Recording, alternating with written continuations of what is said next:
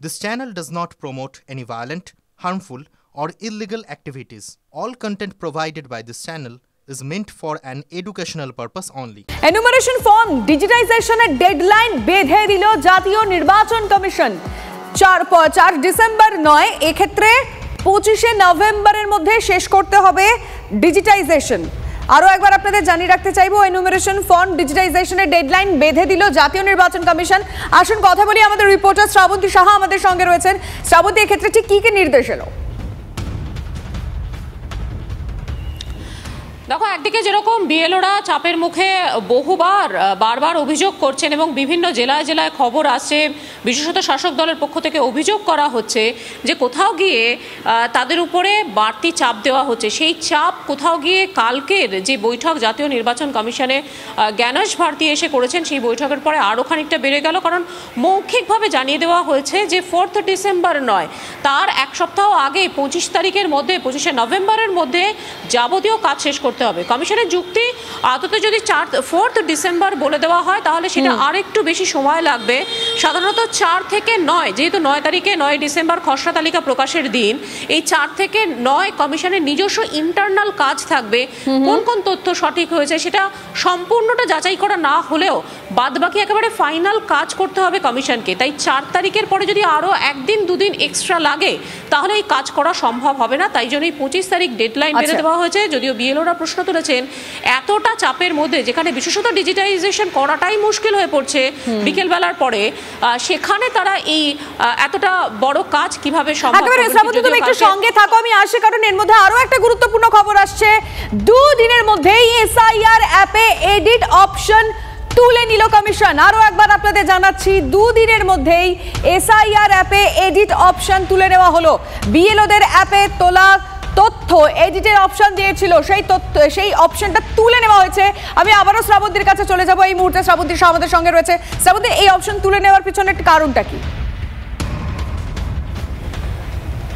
দেখো, সম্পূর্ণভাবে কেউ এটা স্বীকার করছেন না। যদিও গতকাল আমরা দেখেছি জাতীয় নির্বাচন কমিশনের কাছে সরাসরি অভিযোগ করেছিলেন বিরোধী দলনেতা শুভেন্দু অধিকারীর বক্তব্য ছিল বিশেষত 3টি জেলাকে তিনি নির্দিষ্ট করে দেন, যেখানে জেলা শাসকদের বিরুদ্ধেই সরাসরি অভিযোগ আনেন তিনি যে এই বিএলওদের কাছ থেকে এই ওটিপি যেটা হয় সেটা নিয়ে নেওয়া হচ্ছে এবং যার ফলে প্রচুর ভুয়ো ভোটারদের ইনক্লুড করা হচ্ছে। এছাড়াও জেলায় জেলায় বিভিন্ন চিত্র দেখা যাচ্ছে। তারা আশঙ্কা প্রকাশ করে বলেছিলেন যে যদি কোনো বিএলও তার ওটিপি দিয়ে দেন তাহলে যে ডিজিটাইজেশনের সময় বিষয়টা যে ভুয়ো ভোটার সেটা আরো বাড়তে পারে। সাধারণভাবে কমিশন মনে করেছিল যে বাড়তি চাপ যাতে কমে তার জন্য সরকারি যারা কর্মী থাকবেন তারা সাহায্য করতে পারেন, কিন্তু কোনোভাবেই এই ওটিপি শেয়ারের ব্যাপারটা ছিল না।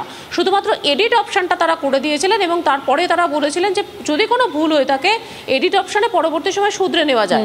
গতকালের পরে সেই এডিট অপশনটা উঠে গেল আপাতত। শ্রাবন্তী, তোমায় অনেক ধন্যবাদ। এর মধ্যে নির্বাচন কমিশনের আরো একটা নির্দেশের খবর আসছে।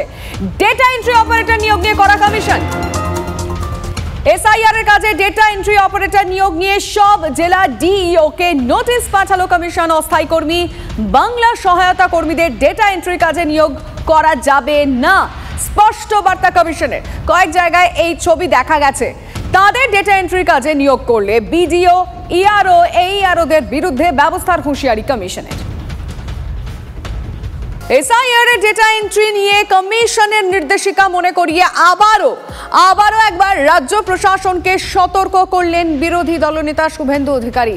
রাজ্যে এসআইআর এর কাজের ক্ষেত্রে বহু জায়গায় চুক্তিভিত্তিক কর্মীদের নিয়োগ করা হচ্ছে, যা উচিত নয়। জানতে পারলে ব্যবস্থা নেবে কমিশন, সতর্কবার্তা শুভেন্দুর। আমরা সেই পোস্টের দিকে নজর রাখছি। এসআইআর এর ডেটা এন্ট্রি নিয়ে কমিশনের নির্দেশিকা মনে করিয়ে আবারও একবার রাজ্য প্রশাসনকে সতর্ক করলেন বিরোধী দলনেতা শুভেন্দু অধিকারী। তৃণমূল মুখপাত্র অরূপ চক্রবর্তী এই মুহূর্তে রয়েছেন টেলিফোন লাইনে। অরূপ বাবু, শুভেন্দু অধিকারীর এই পোস্ট, যে ক্ষেত্রে যে তিনি অভিযোগ করছেন এসআইআর এর কাজে বহু ক্ষেত্রে চুক্তিভিত্তিক কর্মীদের নিয়োগ করা হচ্ছে, কি বলবেন? আমি তো তৃণমূলের মুখপাত্র, আপনি তো TV9-এর সঞ্চালক, মানে আপনি TV9-এর মুখপাত্র। তো শুভেন্দু অধিকারী আমি জানতাম ও বিজেপির মুখপাত্র। কবে থেকে নির্বাচন কমিশনের মুখপাত্র হয়ে গেছে আমার জানা নেই।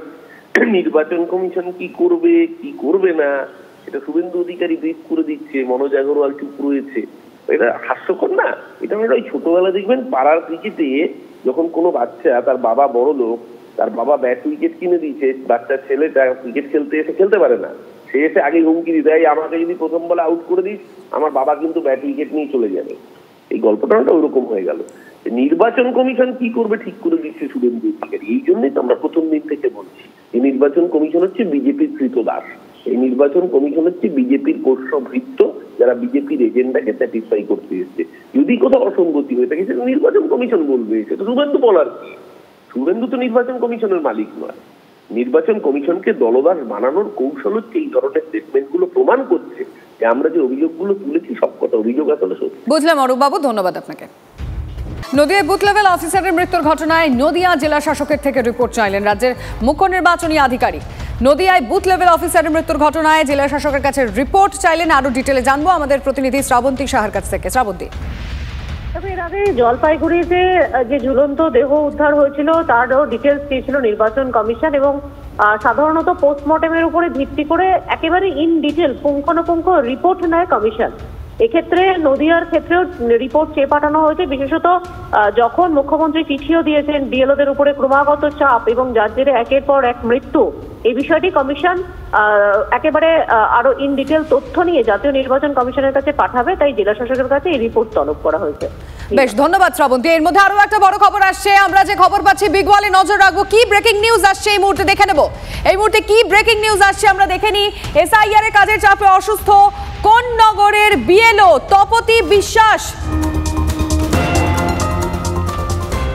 ব্রেকিং নিউজ কি আসছে আমরা বিগ ওয়ালে নজর রাখছি। বিএলওর পরিবারের সঙ্গে ফোনে কথা বলেছেন মুখ্যমন্ত্রী। কোন্নগরে অসুস্থ বিএলওর পরিবারের সঙ্গে কথা, পরিবারকে 1 লক্ষ টাকা আর্থিক সাহায্য পাঠিয়েছেন মুখ্যমন্ত্রী। আশিক ইনসানের সঙ্গে কথা বলবো। আশিক, কি কথা হলো?